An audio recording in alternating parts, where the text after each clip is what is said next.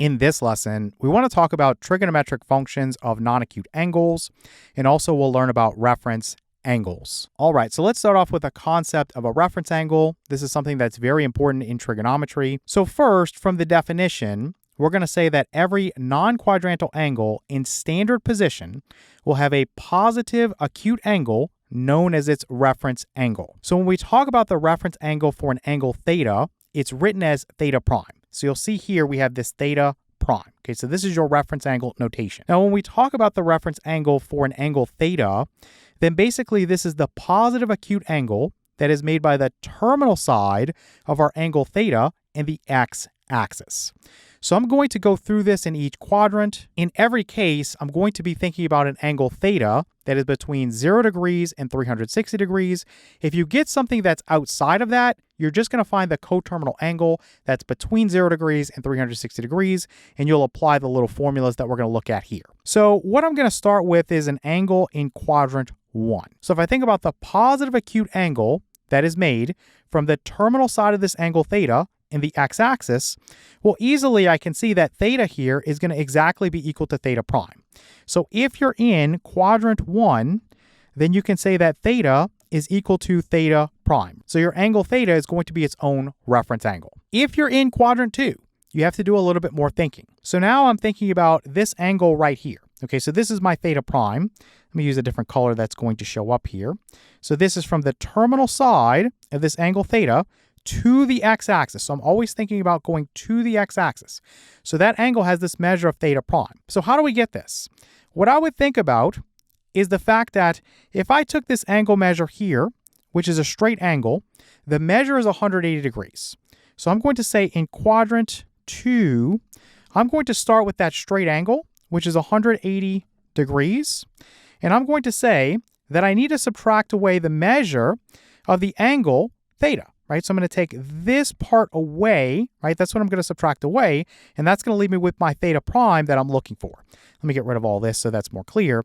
So I'm going to subtract away my angle theta, whatever it is, and let me slide this down here, and I'll say that theta prime, or your reference angle, is going to be equal to 180 degrees minus theta. Again, this is in quadrant 2. All right, if we're in quadrant 3, well, now we have to think about this guy right here. So this is your angle here. And I only want this part right here. So coming from the x-axis going down to that terminal side, that's going to be my theta prime here. So in this particular case, in quadrant 3, we are going to start with our angle theta. So let me say theta prime is equal to our angle theta, whatever it is. And we are going to subtract away this straight angle here. So this part right here, that's what we want to take out.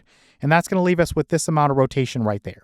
So I'm going to take away that straight angle, which is 180 degrees. So in quadrant 3, your theta prime, or your reference angle, is your theta minus your 180 degrees. All right, now let's take a look at an angle that's going to be in quadrant 4. So if we think about one full rotation, so this guy right here, that's going to be 360 degrees. So if I'm in quadrant 4, I would start with 360 degrees. And then to get this angle theta prime here, which is going to be this part right there, well, all I need to do is subtract out this angle here, theta, right? I'll be left with my theta prime. So let me actually slide this down just a little bit, and I'll say that theta prime is equal to 360 degrees minus my angle theta. Okay, so we have summarized everything, and basically, when you get to the examples, once you've gone through how it works, you can just use this little table. After you work enough examples of this or get deeper into trigonometry, this is something you're just going to have memorized, and you won't have to consult a table or draw a sketch or anything like that. So I'm going to start out with 330 degrees, and I want to find the reference angle. So I know that this is in quadrant 4. So I look through my little cheat sheet here, and in quadrant 4, again, my theta prime is equal to 360 degrees minus my angle theta. In this case, it's 330 degrees. And so this is just going to be 30 degrees for the reference angle. And again, you can always make a sketch if this is not clear for you. So this would be a 330 degree angle. And a lot of you can just think about that and see that I would need 30 more degrees to get back to the x-axis. So that's your reference angle there. But again, you can also do it where you think about one complete rotation is going to be 360 degrees. So 360 degrees. And then you subtract away the part that you're not going to want to measure. So that's your angle theta there. And in this case, that's your 330 degrees. And that leaves you with your reference angle, which is this part right here, which is 30 degrees, right? So let me put theta prime is equal to this. Okay, for the next one, we have negative 250 degrees. So as I mentioned earlier, if you're not between 0 degrees and 360 degrees, find the coterminal angle. Now, you could do it this way, and a lot of people do, but I think finding the coterminal angle first is just worthwhile because it's just going to make the process easier. You can just use this. So for negative 250 degrees, I would start by just adding 360 degrees to find my coterminal angle, and that's going to give me 110 degrees. So now I'm thinking about a theta of 110 degrees. That's going to be in quadrant 2. So in quadrant 2, your theta prime is equal to 180 degrees minus this 110 degrees, and that's going to give me 70 degrees. So again, if you want to look at a little sketch, we think about an angle with a measure of negative 250 degrees.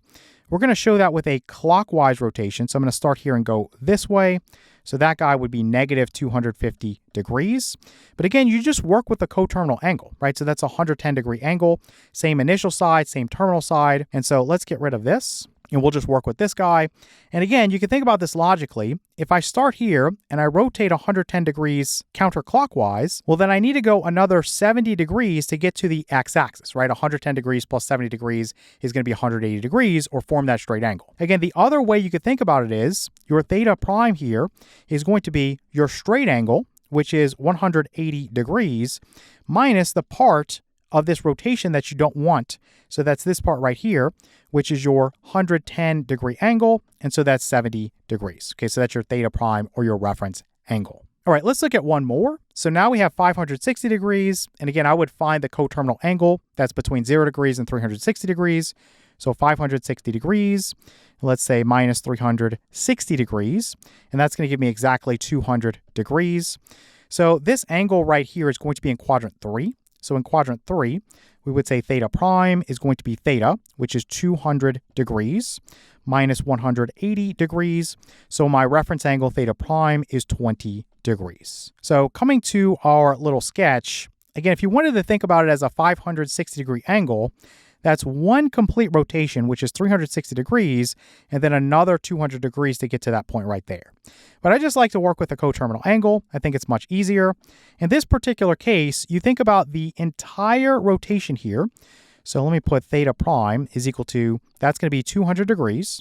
And then you want to subtract out the part that you don't want. Again, I'm thinking about from here, the x-axis to here.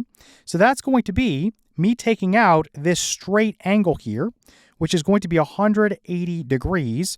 So that gives me my reference angle, or this rotation from here to here, of 20 degrees. All right, so now what we're going to do is talk about trigonometric function values of special angles. So we have these 30 degrees, 45 degrees, and 60 degrees in terms of the angles that we're going to want to memorize the sine, cosine, and tangent values for, and then also your reciprocal functions, so your cosecant, your secant, and your cotangent. So I'm going to start off with a triangle that you should know from geometry. If you haven't taken geometry before, it's not that big of a deal. So this triangle is known as a 30 degree, 60 degree, 90 degree triangle. So this is a special right triangle. And so the side that's opposite of the 30 degree angle has length 1. The side that is adjacent to this 30 degree angle has length square root of 3. And then the hypotenuse here has length 2. So if I wanted to figure out the sine of 30 degrees, and then the cosine of 30 degrees, and then the tangent of 30 degrees, let's go ahead and set those up. So for the sine of 30 degrees, let me make this S a little bit better.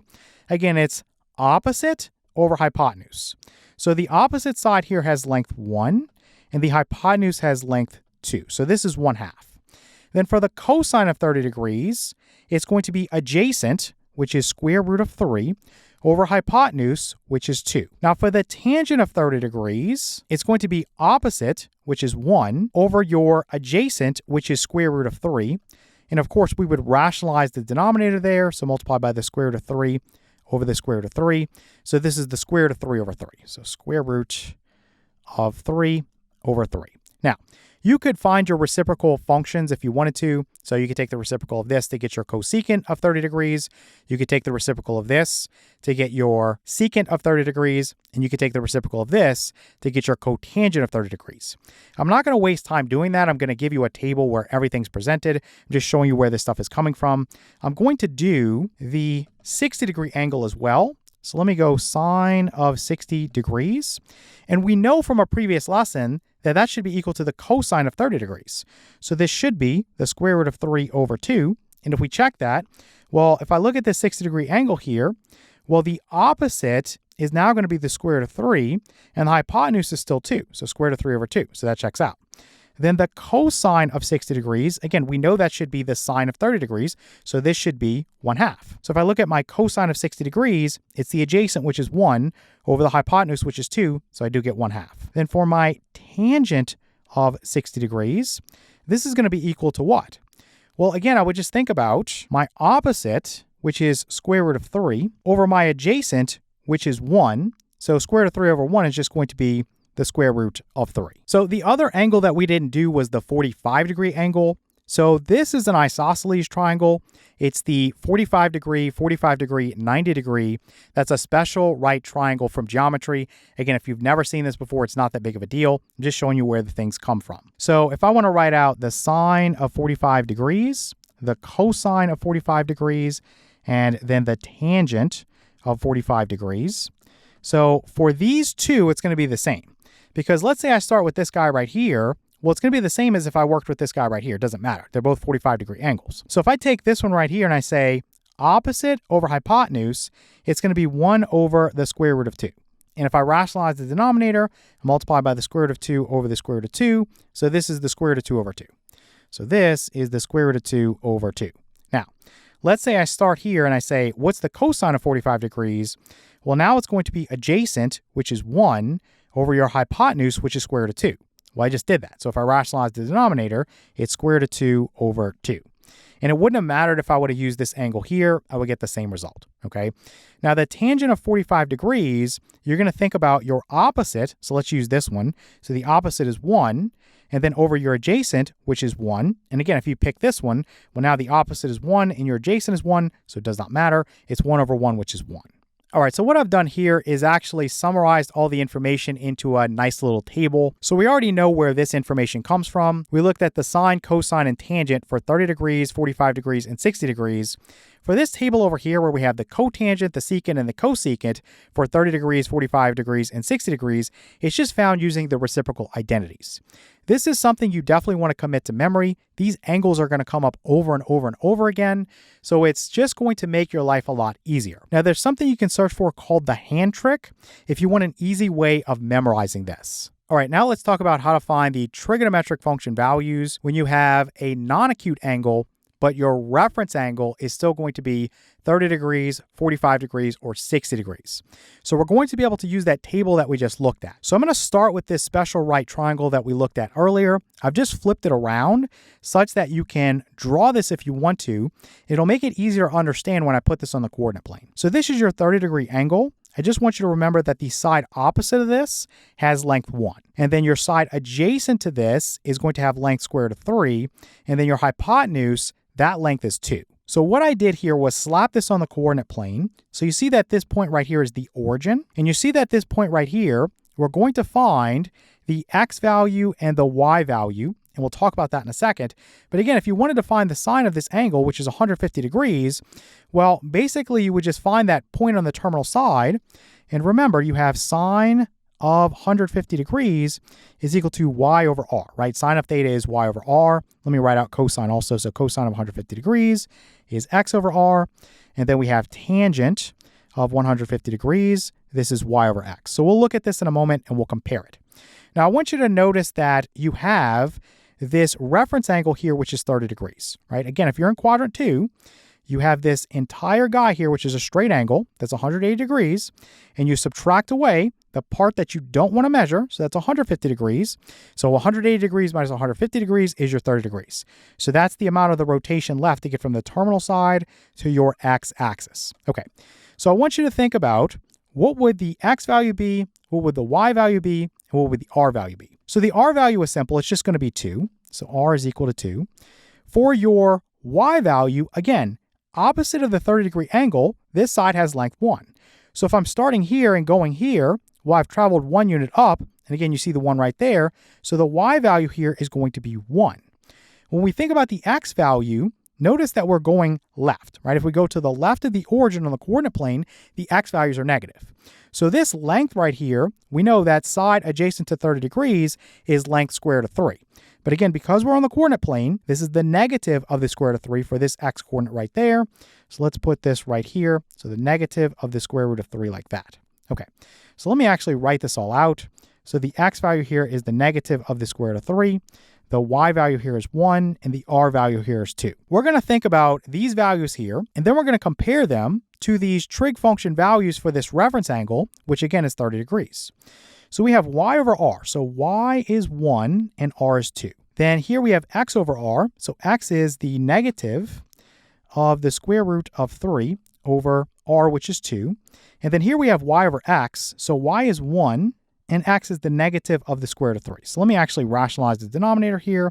So times the square root of 3 over the square root of 3. So this would be the negative of the square root of 3 over 3. Now I want you to think about these function values that we talked about. With a 30-degree angle, the sine of theta is a half, the cosine of theta is square root of 3 over 2, and the tangent of theta is square root of 3 over 3. So coming back here, you'll see that everything matches in terms of absolute value. Okay, so this leads to an important result.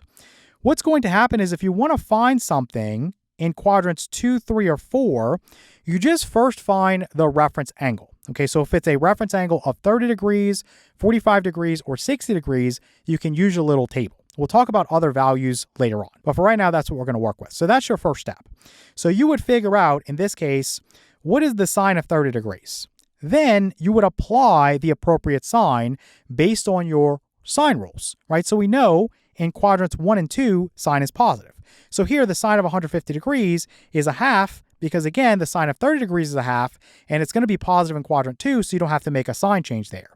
But in quadrant 2, cosine is negative, right? So that's why the cosine of 30 degrees, which was the square root of 3 over 2, is not going to exactly match the cosine of 150 degrees. You have to apply that negative there to account for the fact that cosine is negative in quadrant 2, because in this case, your x values are to the left of the origin, and so they're going to be negative. Then when we think about the tangent of 150 degrees, again, in quadrant 2, you're going to be negative for your tangent value, so you have to take your tangent of 30 degrees, which is square root of 3 over 3, and then slap the negative on there to get your answer here.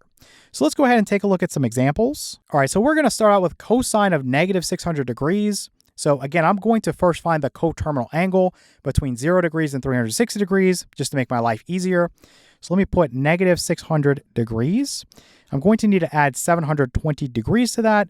So that's going to give me 120 degrees. So this is what I'm going to work with. So the first thing is, if I have a 120 degree angle, my theta prime, which is my reference angle, is going to be, again, I'm in quadrant 2, so 180 degrees minus 120 degrees, which is 60 degrees. So this is my reference angle. Let me write theta prime is equal to 60 degrees, and we can erase this scratch work. Cosine of negative 600 degrees is equal to the cosine of this 120 degrees. Now, here's where you have to apply a little bit of thinking, and you want to say, well, this is in quadrant 2. Is cosine positive or negative?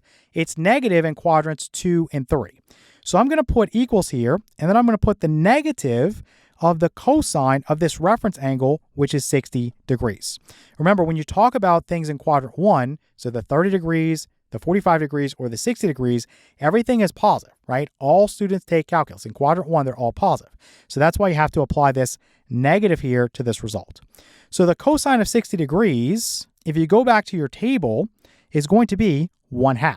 So what we'll do is say this is equal to the negative of, again, the cosine of 60 degrees is a half.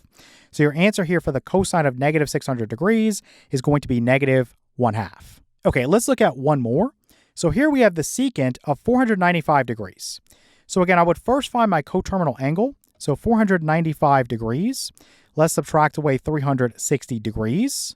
And that's going to give me 135 degrees. So when I think about a 135 degree angle, again, I'm going to be in quadrant 2. In my reference angle, my theta prime is 180 degrees minus 135 degrees, which is 45 degrees. Okay, so that's what I'm working with there. So let me get rid of this, and I'll just state that the secant of this 495 degree angle is equal to the secant of this coterminal angle, which is 135 degrees. So this is equal to, if I'm in quadrant 2, secant is going to be negative, right? Remember, secant is the reciprocal of cosine. They're both going to be negative in quadrants 2 and 3. So I'm going to put this negative out in front to account for that.